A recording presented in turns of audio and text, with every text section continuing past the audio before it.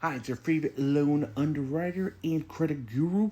Why your credit card debts is affecting you from being at a 800 credit score. It's because your credit utilization is over the allowed limit. So essentially, what is a credit utilization? That is all of your total balances divided by your max limit, equaling your credit utilization ratio, and that's how you calculate it to figure it out. So as you can see in the balance column on the first one, 846 divided by the max limit of all the credit cards, 4950 equals 17%.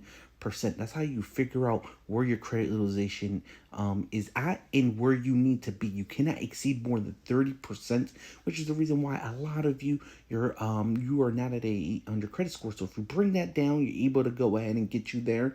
And then again, if you just have one credit card, then the first one, the card one, your balance divided by your max limit of just that one credit card.